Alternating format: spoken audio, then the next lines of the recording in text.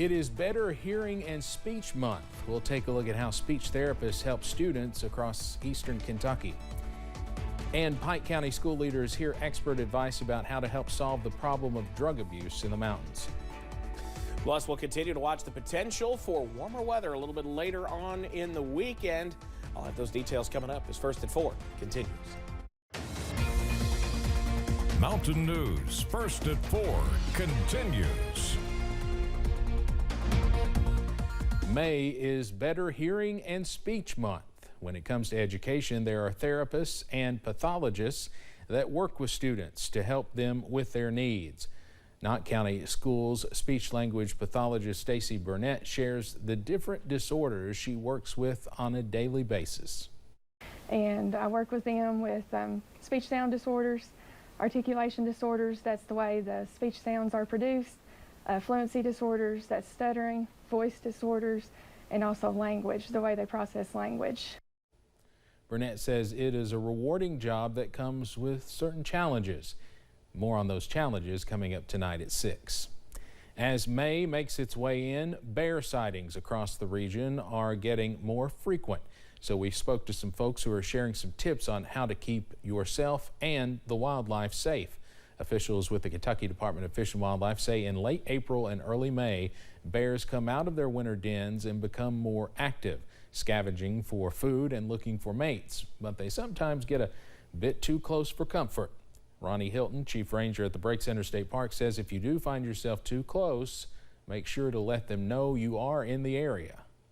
If the bear is close to you, you probably want to make a loud noise and you want to make yourself appear bigger than the bear. It sounds kind of silly to do that, but you want to appear as the bigger bear and let them know that you're there.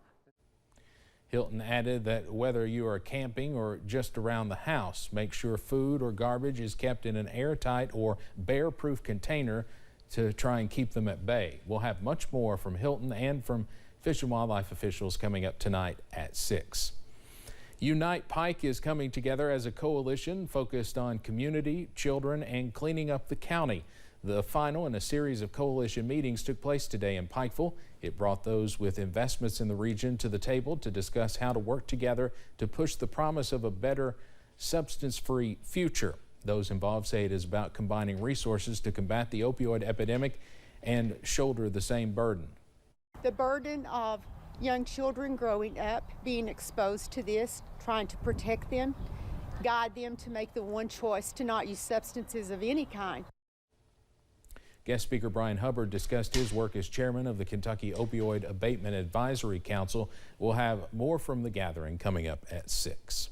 A central Kentucky county has seen a sharp spike in overdose deaths. More than a dozen have died of drug overdoses in Clark County in recent months. The coroner, police chief, and health leaders met about the alarming trend this morning. WYMT's Phil Pendleton has more on what was discussed.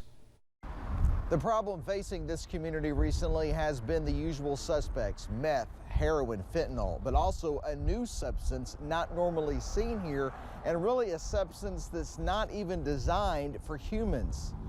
The coroner says this is one of the hardest discussions they have in informing someone their loved one has died of a drug overdose.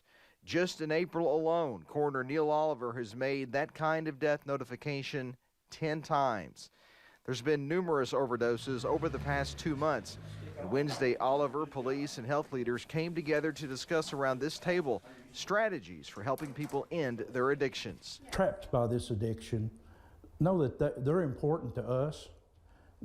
We treat everyone the same, as we know that they're someone's son, daughter, brother, sister, mother, father. Officials say that it's important to have Narcan available. In fact, coming up this Friday at the local Walmart at noon, there's going to be an event that is going to result in Narcan being available and some also education available to give out information about that important substance.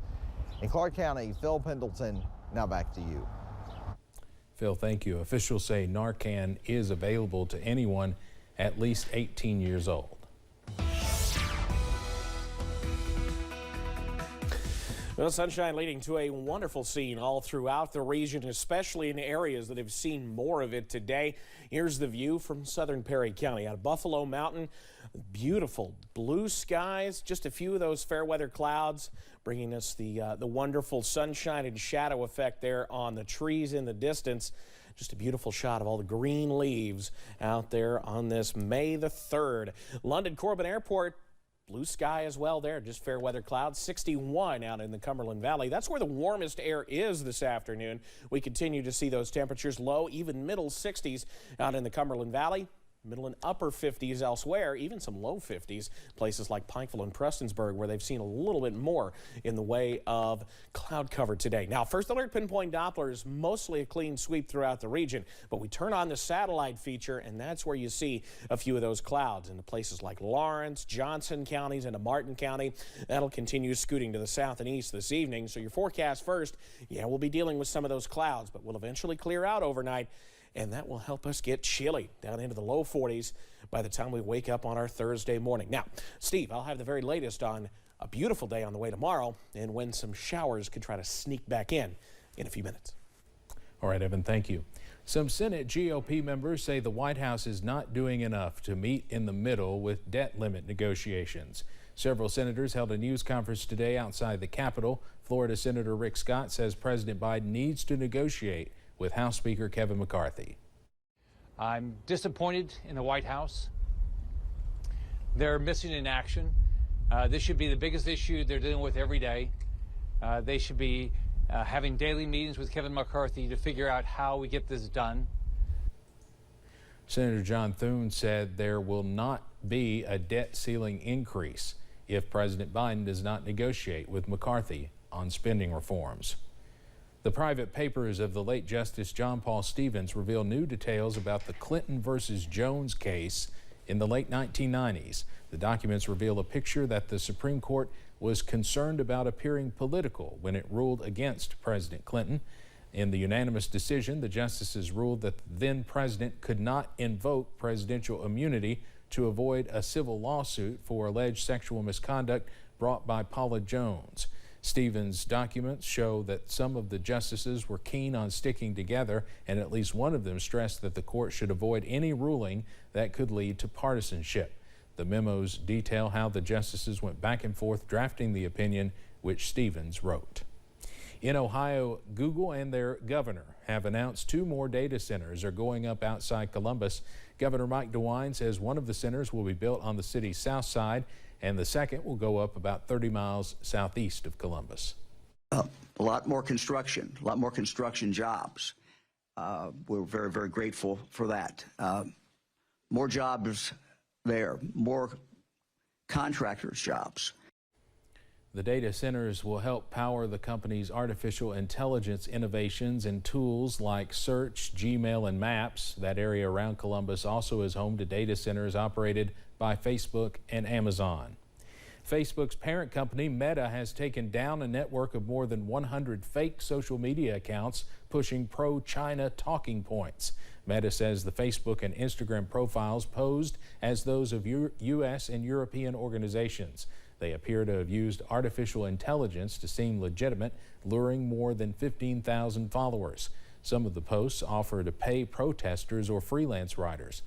According to Meta, the network is not tied to the Chinese government. Rather, it appears to be the work of individuals in China associated with the technology company. The tech company did not return a request for comment. In Iowa, a child was found wandering alone early yesterday morning, but that is not the only bizarre part of this story. His parents had reported him missing, and police were already at the family's home starting their investigation when Good Samaritans brought the child home. What really happened led to the parents facing charges. Todd Magle reports.